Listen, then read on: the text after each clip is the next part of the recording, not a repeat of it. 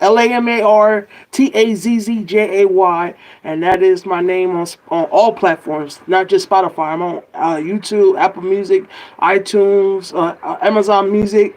I'm on all that stuff. So you know what I'm saying. Just check me out. No, I'm not Dave Blunt. I don't even know who that is. I'm gonna have to look that person up though. Hey, don't worry about the hate. I'm not tripping about the hate. It's all good because at the end of the day, this is why I'm doing this. So I can let you guys know who I am as an artist and who I am as a musician, producer, songwriter, dancer, a man of many talents. Like I do a lot of stuff. You feel me? So but I'm gonna go ahead and get to the story. But hey, anybody out there that smokes, happy 420 to y'all. This is 420. I'm gonna take a smoke for y'all real quick. Hold on.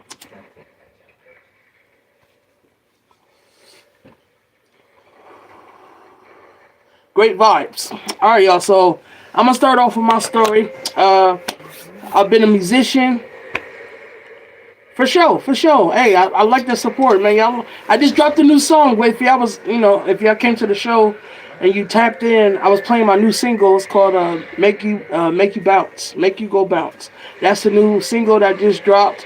Yes, marijuana, ganja, that good stuff, that stuff that comes from the earth.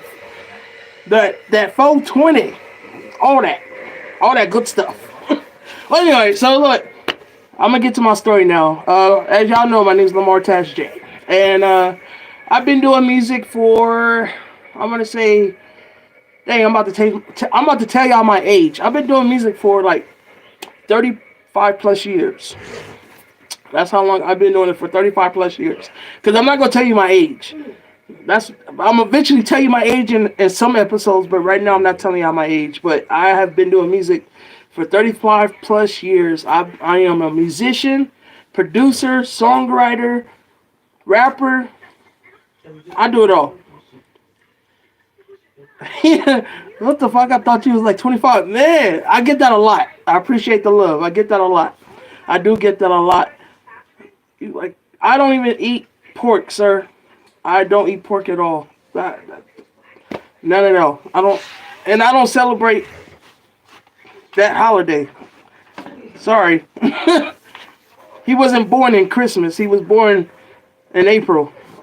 But we gonna leave that alone. We ain't gonna talk about that. That's not why we're here. Okay, we're not here for that.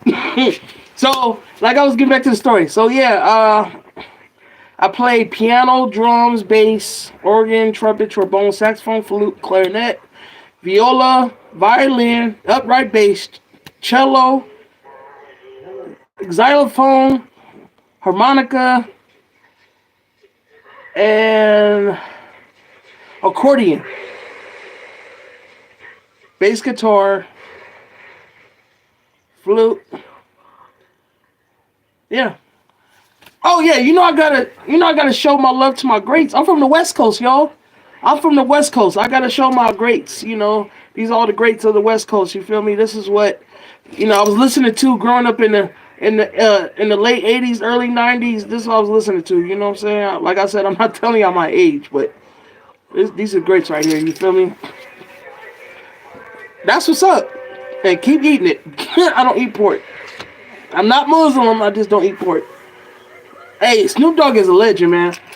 Hey, don't let it be. Hey, Snoop Dogg is a legend. He's doing a lot right now for the community. Don't sleep on Snoop Dogg. He is actually doing a lot. Shout out to Snoop Dogg. But yeah, anyway. So back to my story. I've been producing since I was. Yes, I like Mac Dre's music. Yes, I'm a DJ. If you're a DJ, you gotta love all type of music. Gotta love all type of music if you're a DJ. If you just new music, period, drop it like it's hot. It's a song right there. All right, so let me see. I've been playing bass and piano. I started off playing drums and piano first, and then I started playing saxophone. I played saxophone after that. Then I played the clarinet. Then I played the xylophone, accordion, and harmonica. In between the ages of, I want to say like 2 to like 5. Between them ages right there, I was playing like all those instruments. And then I started writing I wrote my first song at 5 years old. After this live, I'm going to go look your music. For sure. For sure, for sure. Appreciate that. Appreciate the love. Happy holidays to everybody. Appreciate the love. Um, but yeah, between like 2 to 5, I was playing those many instruments, and then when I turned 5, I wrote my first song. I taught my first organ lesson. Yes, I teach musical instruments too. It runs in my family. You feel me? Like my father was a musician, producer, songwriter, and my mom was an actress, and she also like cooked and helped the homeless and helped the community and stuff like that. So I also do community stuff too. You feel me? But I'm gonna talk about that in more episodes as we go down the line. This is season 1, episode 1, y'all. So please subscribe because I'm gonna be doing this a lot. Season 2 all the way down. Feel me? So, but when I turned 5 years old, I was playing the organ, teaching the organ. I wrote my first song. Then found out my mom was sick. Found out my mom came down with she had cancer, and so that kind of like messed me up as a child. But find out that your mom is sick and you might lose her soon. It was crazy, and I'm the oldest child, so I'm the oldest out of 3. I'm the oldest boy out of 3. So I have a little sister, little brother. You feel me? And I found out that my mom was sick and might die, and it was just crazy being a 5-year old being told that. You feel me? So when I turned 6, I was playing. What was I playing at 6? I was still playing the drums, mainly the drums, pianos, the main 2 instruments I was playing. And so when I turned 7 years old, I wrote. My mom passed away when I was 7, and I wrote a poem to my mom, but I can't remember what it is because it was just like in the spur of a moment type of thing where I just lost my best friend, my mom, my everything. You feel me? And I'm only 7 years old, so I'm not understanding what's going on, but I kind of understand what's going on because I'm the oldest child, so I'm making a lot of decisions and like for my mom when she's not here no more and stuff like that. Yeah. Oh man, it's all good. So like when I turned 8 years old, we ended up moving with a whole bunch of family members. And now remind you, I'm still like at loss of my mom. You feel me? And so I didn't touch no musical instrument, no anything for at least 3 years. So from 7 until I was like 10 years old, I did not touch no musical instruments. I was going through some things, and like I said, this is a real life season that I'm talking to you guys. This is real life. Like I'm telling y'all about my life. So, and I'm telling the nitty gritty, the dirty laundry, and everything else to go with it. So, like I hope you guys really like pay attention to why I'm telling y'all this, because this is for y'all to understand me as an artist. So when you listen to my music, you can understand me as an artist. So this is why I'm doing this, because you guys need to understand me as an artist. So I need to tell y'all my story so y'all can understand my music. You feel me?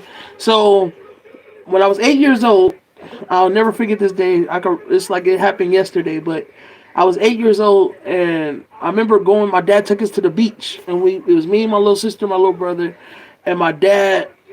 At the time, it was my dad's fiance's niece, and we all go to the beach. We hanging out, all that, and then she ended up spilling some soda on her or whatever like that.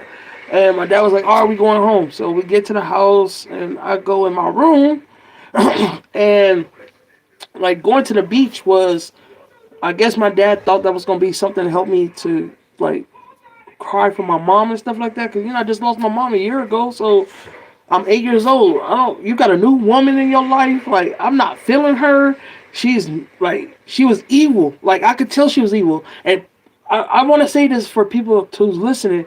If a child tells you something, please listen to them, because a child knows what's going on before they become adult. And people don't understand that. Like, a child be telling the truth sometimes, but man, y'all gotta really listen to these children because they be telling us stuff and we to be like, yeah, whatever. Like, I wish my dad would have listened to me when I told him this lady was evil.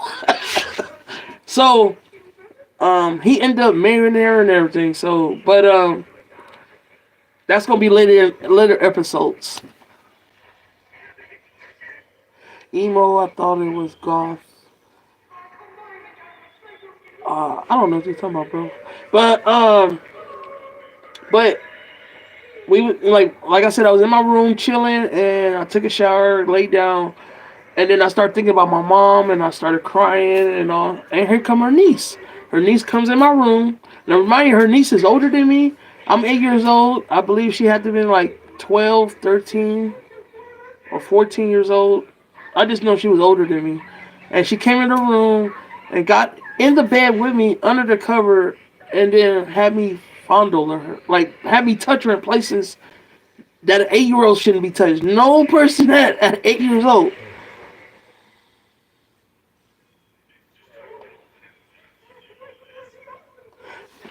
That part, yes. So I was getting to the part where so her niece had me touch her in places that no child should ever touch any person at that age. Like, we shouldn't even be thinking about none of that at 8 years old. I just lost my mom. I'm crying. I don't understand what's going on. Like, I'm confused. You feel me? Very uncomfortable. So then she ended up having me like get on top of her and do some things that I never should have been doing at 8 years old. And so I pretty much got raped at an 8-year-old child. 8-year-old boy got raped by a 14-year-old woman. For what? I didn't understand what was going on. I'm a child. As I'm older, I understand now, but at that point in time, it was just like, what the fuck is going on? So it never stopped. Like, every time she came over to spend the night at the house, she always come in my room, sneak in my room, and do things. And I was always doing things and all that. So by the time I turned 10, I lost my virginity. Now, remind you, she's older than me, so I don't know. You feel me? So at 10, I lost my virginity, and it was crazy. And I ended up running away from home. I ended up running away from home, and I ended up in the streets. And I ended up hanging out with the wrong people, wrong crowd. But so around this time, I'm in 4th grade. I'm the tallest, biggest person in class. I've always been big and always been tall. So I was the biggest and tallest person in class in 4th grade. So I had homies like I grew up with in the block, in the hood. You feel me? I had homies that I hung around on the streets and played basketball with and all that. So we chilling at the park. And yeah, so I was at school and I got into a fight with some Mexicans. And I don't have no problem with anybody because everybody is equal in some sense. You know what I'm saying? But it was just, I'm a kid. Somebody said something about my mama. I don't take mama jokes too well because I just lost my mom. You feel me? Like I'm now. This is where mental health comes into play, and people don't understand it. You could get mental health as a child. You could get trauma done to you as a child. And people don't understand why people are crazy when they get older or why they go through things when they get older. And this is the reason why, because of what happened to them as a child. So I had anger problems. I didn't like how people would make jokes about me.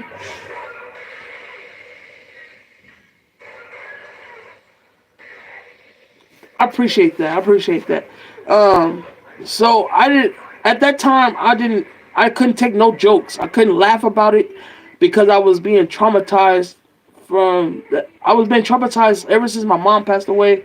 My dad's wife, at the time, she was like always putting me down, calling me names, telling me I wasn't this, I wasn't that.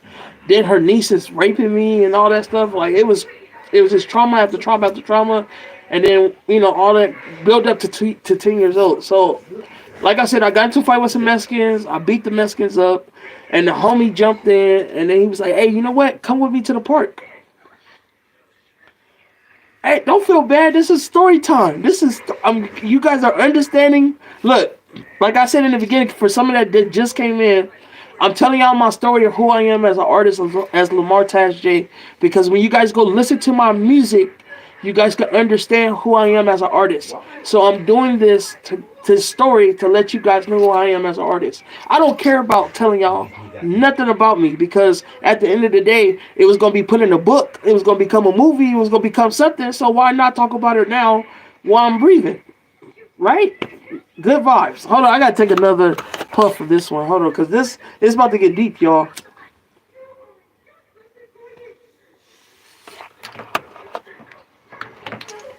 For all my ganja smokers out there, that's for y'all. Okay, so look.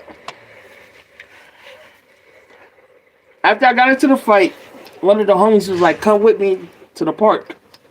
So I was like, "For sure." Now, around this time, I'm living in Los Angeles, South Central Los Angeles. I was born and raised in Inglewood, California. Then I moved to South Central with my dad. Man, I lived all over. I lived all kind of places in California. Moreno Valley. I stayed in Moreno Valley. I stayed in Ontario, California. Born and raised in Inglewood, California, and raised in South Central Los Angeles. I lived in Artesia, Lakewood. I lived in all kind of different places, y'all. Like you'll hear more about it in more episodes. You feel me? So right now I'm talking about my childhood. This is the beginning of who Lamar Tazz Jay has become, and it's in my music. So if you start from Black Casket is my first album that I ever not ever came out with, but it's my first album that hit platforms, and that explains the beginning of my story. So then I was at the park. I was at the park, and the homie was like, "Hey man, you want to get put on the hood?" And I was like, "Put on the hood?" I was like, "What's a hood?" And he was like, "It's just a group of homies. We all got each other back, and we have each other back." So I was like, "We like a family." So I was like, I'm all about family. You feel me? So I'm like, "Hell yeah, what's up? What I gotta do?" He's like, "You gotta get jumped in." I said, "All right, for sure. Well, let's get it popping." So we walked over there, and I met the group of guys, and they was all from the hood, whatever, from me. I introduced myself, and then I was like, "Well, all right, what we gotta do?" And they all looked at me and was like, "We're not fighting him." They was like, "Nah, we're not fighting him. We just gonna let him walk on. He gonna walk on." That's just the kind of respect that I guess that's the respect I had. We just gonna let him walk on. So I was like, "Nah, let's fight. Like I'll fight one person." And so all right, I ended up fighting one person, and it didn't end too well for him, but it is what it is. You feel me? So I got put on Baby 40s. We was called AWC. That's what we was called. Always Crippin'. AWC was the Baby 40s. That's what hood I was from in Los Angeles. And I got put on when I was 10 years old. So I lost my virginity at 10 years old, and I got put on a hood at 10 years old. So after I got put on, I went home. My dad was like, "Where you been?" I was like, "I was chilling at the park with the homies." With the homies. He was like, "What are you talking about?" I was like, "I'm from AWC. I'm from Baby 40 Crib now." And he like, "What? Nah, So he calls my cousins, which are also gangbangers from Inglewood and Hoover. You feel me? So I got a cousin from Hoover, and I got a cousin that's from a blood gang in Inglewood. So they come pick me up, or whatever, come try to talk some sense into me, like, "Oh, if your mama was alive, you wouldn't be doing this," and da-da-da. Like, yeah, but my mama not here, so ain't nobody, like, my dad married this evil ass woman.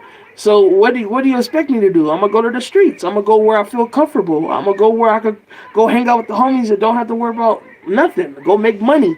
Go do what I gotta do. You feel me? I'm not gonna incriminate myself, so I'm not gonna say what I did, but You feel me? If y'all feel what I'm talking about, but it's real life shit. So my dad found out I was gang banging, so he tried to make me go live with my granny, and that didn't work out because where she lived at was on the east side, and that's where the Bloods were. So they thought that was gonna scare me straight. Nope. I had blue chucks on. I with the black Dickie pants. With the fat blue laces. Ain't that gonna stop me from doing what I'm doing? If it was my time, it was my time. You feel me? But nobody fucked with me. You get what I'm saying? So, and I wasn't the type to come run up on you and ask you where you from. That ain't me. I don't get down like that. You feel me? So, oh man. So my family tried to scare me straight. It didn't happen. And my dad kept saying, "You need to get back into music. You need to get back into music. That's what the problem is. You need to get back into music. That's your healing." I didn't want to do it. I'm like, man, I lost my mama. You married this evil ass woman. Her family doing us dirty. Her nieces molesting me. Your sons think it's okay to just to hit on me when they want to. It's okay for your brothers and your brothers to come hit on me when you want to. My mom's family don't do none of that shit. How do y'all think y'all got the right to come do that to us when nigga? No, sorry. So it used to be a lot of fights between me, my dad's wife, and her family. Ever since I was 8 years old to the day my dad passed away. And that's going to be more episodes when I get to that. So I told my dad, like, you know what? You want me to go back into music? All right, I'll go back into music. So I started playing the drums again. So I had to start all over. Like, I'm still playing all these different instruments, but I have to start all over myself. So I started playing drums first, then I went to piano, then bass, and all these different instruments to get to refresh my memory on what my gift is. So now I was 11 years old at this time, and I made my first beat. And I made my first beat on a Roland 20. It's a keyboard. It's only for 1 hour, sir. I do a 1 hour episodes. But if you miss the rest of the story, just come back to it, and it's gonna be it's gonna be on my channel, so you could come back to it and catch up before you see episode 2. It's in 2 days. I do it every 2 days. I do an episode. So because I do other things. I'm working on another album, so I'm taking this time right now to tell you guys my story, because my new album that's coming out is called my last testimony. Sorry, my microphone was falling. But like I said, I'm gonna do episodes every 2 days. So I'm gonna record one day and then y'all get what I'm saying. But anyway, so 11 years old, I'm playing the drums and piano and the organ and all that stuff, and then I turned 12. Oh, so let me go back a little bit. No, you good. So let me go back a little bit. When I was at 11 years old, my dad had me go back to playing drums, but I'm still gang banging though. Don't y'all don't forget that. I'm still gang banging. I'm still from the hood. I'm doing all my shit, all that, right? Boom. So my dad had to find some type of way to get me to stop hanging out in the streets and be at home and do my music more than anything. So he put me in boxing. So I learned how to box.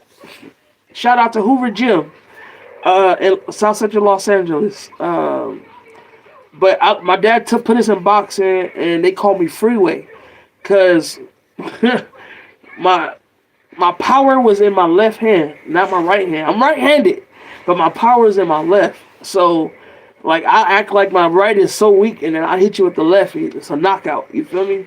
So, so my dad put us in boxing to try to get me to stop being in the streets and all that. It kind of worked, and it kind of didn't work, but it kind of worked. And then he put us in private school. He took me out of elementary and put me in private school because he thought that was going to help, and that even made it worse. So I was 11 years old, going to private school, still gang banging, and these people in the private school thought they could whoop me. That was how hilarious to me. Like they thought they could really whoop me, and it was gonna phase me. No, it didn't phase me. I used to laugh at the lady like,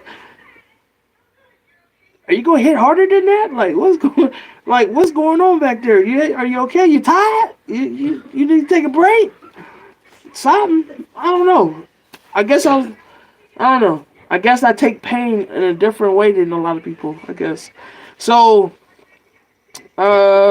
I was 11 years old, and now remember I told you guys that my dad's wife, niece, we were still having sex. Like every time she came to the house and spent the night, we always had sex at night, and it would have to be like 2.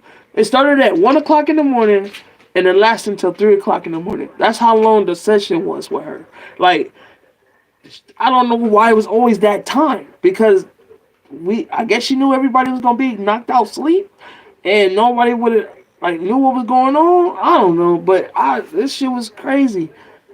It was crazy. So I turned 12 now, and I'm still going to private school, but now we're going to a different private school because I threatened to blow up the school because she hit me in the head with some type of stick or something. She hit me in my head with a stick, and I must have went the fuck off, and I threatened to blow up the school. So they removed me from the school and put me in another private school, and that school was even crazy. Like I'm still being me, being bad, not listening to the teacher, fighting. Cause I was angry. I lost my mom. I didn't know how to cope with it. I'm being abused by my dad's wife and her family. I'm being raped by her niece. I'm also dealing with shit in the streets with the homies, and why niggas ain't been seeing me in the block, and it was a lot. There was a lot going on, and I think it was like I was 8th grade, about to graduate 8th grade, and my dad was like, all right, we're going to let y'all go to regular high school. So I was like, in my head, I'm like, I could go to the hood school or I could go to the enemy school. Which one should I go? To the hood school or should I go to the enemy school? So I ended up going to the hood school. I went to Crenshaw High. See, house? You feel me? Hey, that was the Crenshaw High was the spot. High school, Crenshaw High was the spot. Now the elementary I went to was Normandy Avenue. That's the name of the elementary I went to. Normandy Avenue. I forgot to mention that. Now I'm in high school now. But middle school, I don't really remember the names. I'm trying to think. Let me see. One of them was called Little Lambs. The other one was called Shabbat Private School. I went to Audubon for a day because I just didn't like it. So my dad took me out and put me in a private school, Little Lambs. Shabbat. Yeah, so when I graduated from Shabbat, we went to high school. So it was either I went to Manual Arts or Crenshaw. So I ended up going to Crenshaw because that's where all the homies from the hood was going. They went to Crenshaw. So I ended up, I will never forget this day, but I remember when Coach Garrett at Crenshaw High walked up on me. He was the football coach. And he walked up on me. He was like, man, you need to play football. And I was like, nah, that ain't me. That ain't for me. Like, I'm cool. He was like, nah, man, come try it out. So I show up to their practice. And I ran the little laps I have to run and whatever like that. So I ended up joining the freshman team. And then I remember getting out of school to go pick up my little brother up from his elementary school. And I get into it with some enemies. And that was the most wide opening experience I'll never forget.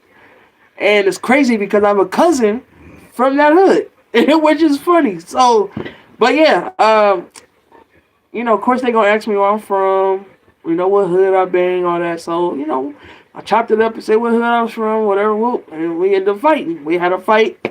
And they told me that I couldn't come over there no more, that I had to find a different way to go get my little brother from school, or the next time they see me, they was going to shoot me. My dumb ass didn't give a fuck. I don't give a fuck. And went back the same way that I always go to get my little brother from school. I didn't give a fuck, nigga. You niggas is not gonna scare me.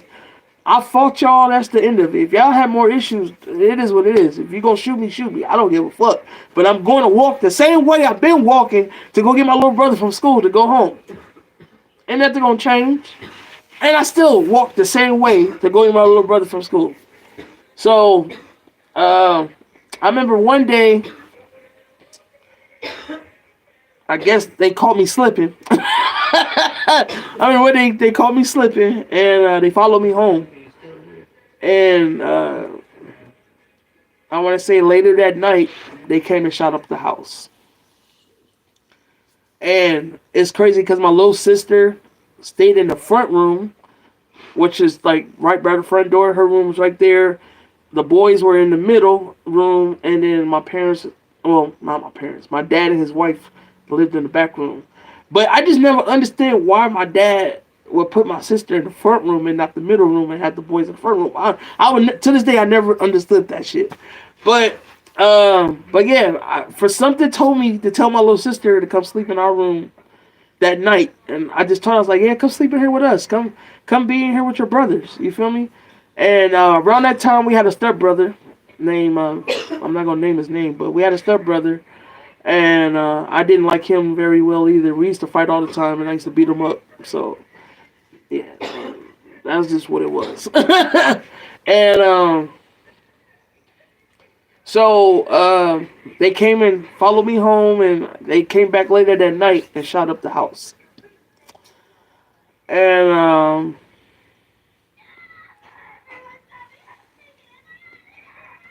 that was the most scariest thing for me, because I'm like, damn, that could have been my little sister in that room.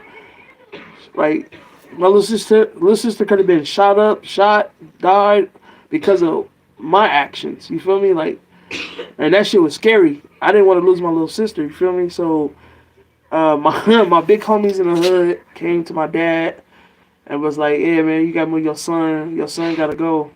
Because whatever he did, they gonna keep coming until they get him. So y'all need to move.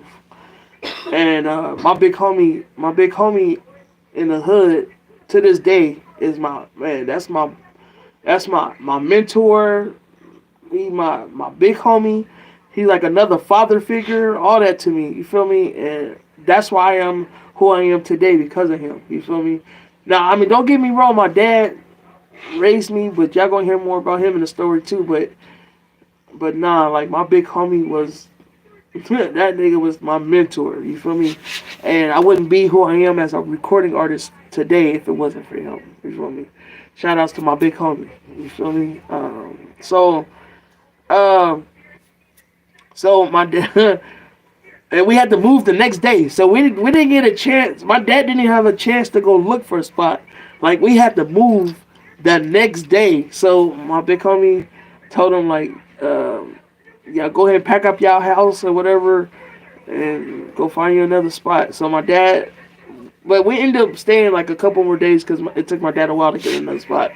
So my dad got another spot in another city, all that. So we ended up moving, and now I'm in freshman in high school, and I had to go to home studies because they took me out of Crenshaw, and for protection, they took me out of Crenshaw and put me on home studies because my dad and all of them was scared for me or whatever. So they didn't want me outside in public or whatever like that. So I'm like, man, like, it's the life. Like, I got myself into this life. I have to go out with this life. Like, what the fuck I need to hide for? Like, I'm not understanding shit. I'm only 12 at this time, so I'm not understanding. No, I'm sorry, 13. I was 13 at this moment because I was in high school. I was 13, so I'm not understanding, like, what the fuck I need to hide for. Like, I'm not scared of these niggas. Like, what the fuck, bro? Like, whatever. So we end up moving. To Lakewood. We moved to Lakewood, and that's in California. I don't know if you guys know where that is, but Lakewood, look it up, the city of Lakewood. And I ended up being in home studies. I got my straight A's. I don't know, I've always been a smart kid. I just do dumb shit. I was doing dumb shit, but I was smart. I was a smart kid. I always got A's and B's and all that, but it's just I wanted to do me. I just wanted to be me. You feel me? And my dad didn't know how to control it and all that. So I get to high school.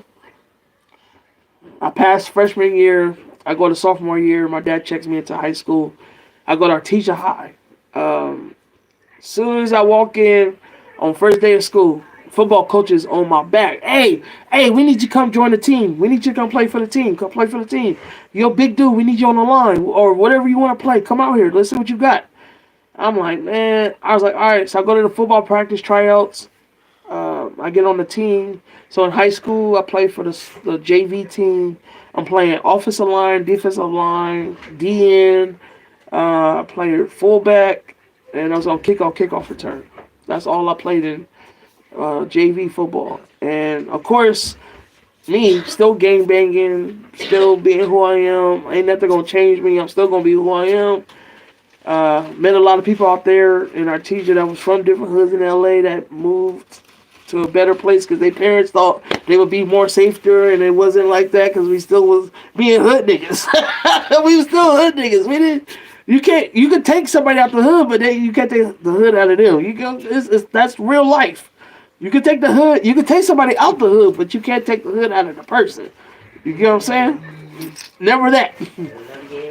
So I'm playing football. I'm becoming a popular kid. I'm the popular kid in high school. Like everybody, hanging out with me, smoking with me, chilling with me. Had the females, all that stuff. I even had females in college on my bumper. You feel me? Because it's just who I am. I was that, like most people say, I'm that nigga. I was that nigga. So, Mr. Popular Kid, because I could dance, I could play music, I could DJ. I was the man. I had all these talents. I was the man. You feel me? So, but I haven't touched. Now remember, the last time I touched the instrument, I was 12 years old. And that's when I learned how to play the bass in 2 days. That was the last time I played it. I played at the Hollywood Bowl as a musician at 12 years old. I was playing at a casino, Hollywood Casino in California. I was playing bass guitar. And that was the last time I touched the instrument. Now, high school, I'm playing football. I'm playing football now. And I got hurt. One game I got hurt. I popped my collar out of place. Then I had to wear a neck brace for like 2 weeks. Then they did some physical therapy, all that stuff with my neck, and I was able to play again. So I played again all through my sophomore year. I played football. Then it got to my junior year, and right at football practice of my junior year, my little sister is getting jumped. My little sister is getting jumped, and I run over there. I just got out of football practice. I'm coming out the locker room, getting ready to go hang out with the homies and go smoke and all that stuff, and I see my little sister getting jumped.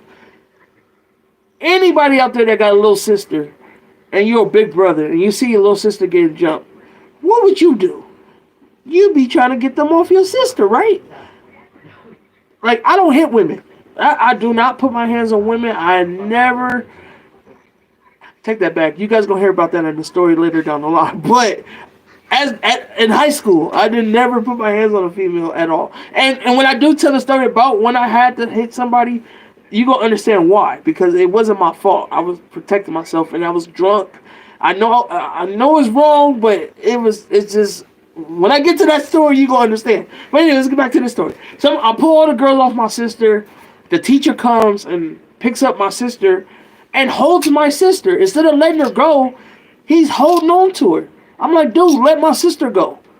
And because the fight is over with. These girls are not gonna fight no more because they know. Because all the girls knew me, and they was like, oh shit. And my nickname in high school was Big Crenshaw. So when they see, it's like, oh shit, Big Crenshaw, my bad. I'm like, what are y'all doing? I'm like, y'all jumping my sister. What are y'all doing?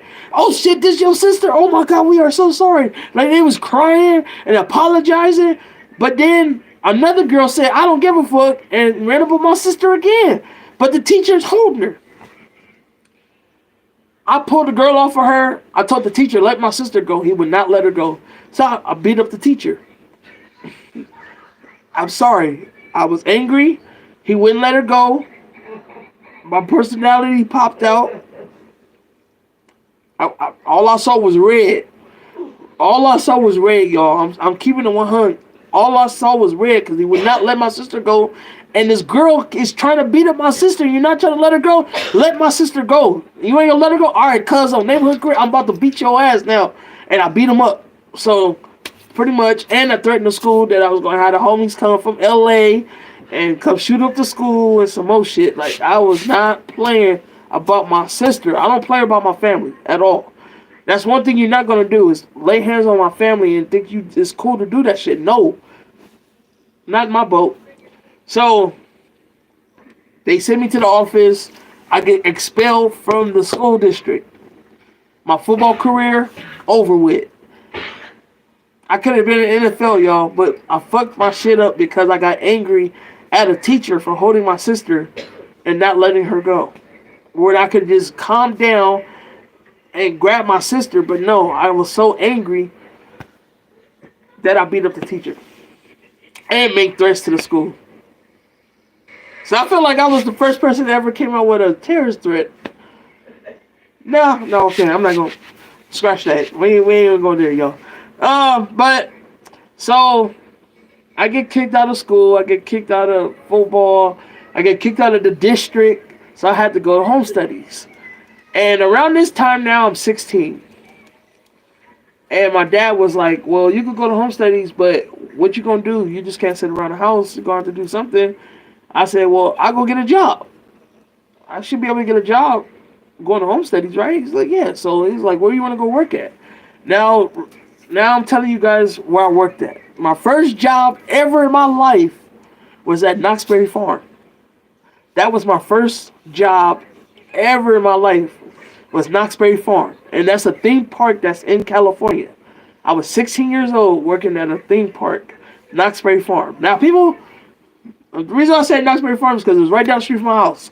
I lived right down the street from Knoxberry Farm. It was like one bus from my house to there. So, you know I was at Knoxberry Farm every day. Even if I didn't have to work, I was still at Knoxberry Farm every day because I got it for free because I worked there. So that was my getaway. That was my happy place. I could go be me at Knoxberry Farm. Like, I never got tired of Knoxberry Farm at all because it was the most relaxing place ever. I was there when they built the Plurge ride. I was there when they had a lot of rides go in and out. Man, I worked there for a good, 6 months. 6 months before we moved. And, so I was making money, buying my own clothes, buying my own shoes. I had a cell phone. I just didn't have a car yet because my dad wouldn't let me drive. It was weird. But, man, I was doing me. I was being a hustler. I was still doing my thug thizzle with the gang banging and all that stuff. Like, I didn't give that up. That shit didn't stop me. And then my dad bought us a piano and puts it in the garage. And one day, I didn't have to go to work, and I was at the house chilling, and I went in the garage and sat down at the piano, and I wrote a song for my mom. It's called Blue Skies. And to this day, I never, ever, ever forget it. Like, I can sit at piano right now and play the song because it never relieved me because it's something I wrote for my mom. You feel me? So, I wrote a song, and then my dad gets a phone call saying I could go to continuation school because my grades are so good at the home studies that I could go to continuation school. So they let me back into the district. I'm still working at Knoxberry Farm, and I'm going to continuation school. And, of course, me being popular, I was popular at the continuation school, too. All the girls fuck with me. Niggas is, dudes was envying me. Dudes was haters. I was cool with all the teachers. Uh, and I had this one mentor. They gave me a mentor because I was going through trauma. I was going through mental because I lost my mom. I'm still angry that my mom's gone. I'm still angry that my dad married this woman. I'm still angry that my mom's family is acting distant, except for my auntie, my Aunt Joyce. She was the only one that was like, I'm gonna talk about her later on down in the story too. But she was the only one that like really kept in contact with us, and that was my mom's older sister and my Aunt Janet. I can't forget her. These are the only two aunties that really kept in touch with us and really told us stories about our mom and how my mom grew up in Texas. And we are the first generation of our cousins from Texas. We're the California generation or something like that. I don't know. So, but I gotta go to Texas, y'all. I gotta go to Texas. I gotta go to Texas and go where my mom was born at, so I could get some more insight and information about where I come from. You feel me? On that side of the family, because I already know my dad's side of the family, but my mom's side of the family I don't really know that much. But we are now. I'm still in high school, and I go to continuation. I'm still working, still making my money, still buying my own clothes. And I don't know if y'all remember back in the day where the pictures, you know, like you go to the mall and you get all dressed up. You go to the mall, you got the different backgrounds. You take pictures and then you cut them out and give them to your friends. Yeah, I did all that stuff. I used to, man, jewelry, watches, earrings. Well, I didn't know earrings yet, but I had the jewelry, the watches. I wore the rings. Oh man, I was me. I was just doing me. But people didn't know I gangbang because now that I'm working at Knott's Berry Farm and I'm going to continuation school, really nobody knew I gangbang because I kind of kept that on a hush. Because I finally realized what was getting me in trouble was the gangbanging stuff. But don't get it twisted. I'm never not saying I'm not from the hood. It's just I had to really make a different action of how I come at people now. I can't come off rough no more. I have to come back like I'm gonna let you try to figure out who I am, or try to poke at the bear to see if I'm gonna blow up or whatever. You feel me? So I start telling people where I was from. I just start doing me. I just been regular, you know. So, but I still still go to the hood and show my face and all that, and people know who I am and all.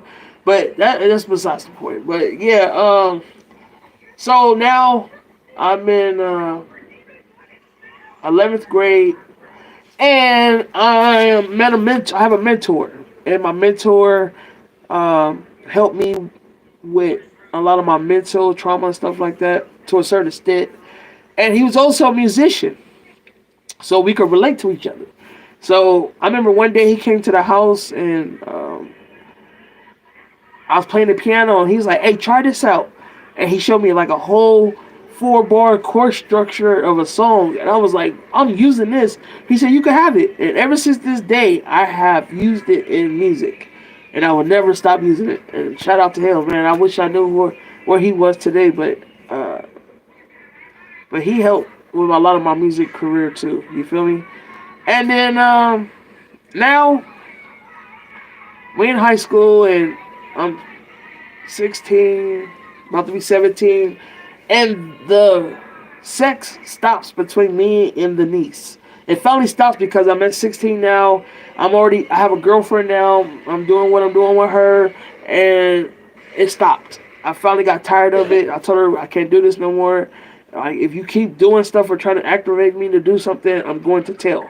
And I tried to tell my dad, and he didn't want to believe me. And then she tried to say it was my fault all these years, and it wasn't my fault because I'm not the one who came and touched you first. You came and touched me first. You came to my bedroom under my cover and touched me first, and all that. So no, it lasted for 8 years. So 8 years old till I turned 16 is when it stopped. So it lasted for 8 years, and the reason why I'm going to stop at the age of 16, because at the age of 16, from age 17 and up, is going to be episodes 2. So I'm going to stop at 16. And I just want to thank everybody who came to my live and spoke and shared and commented and subscribed to my channel.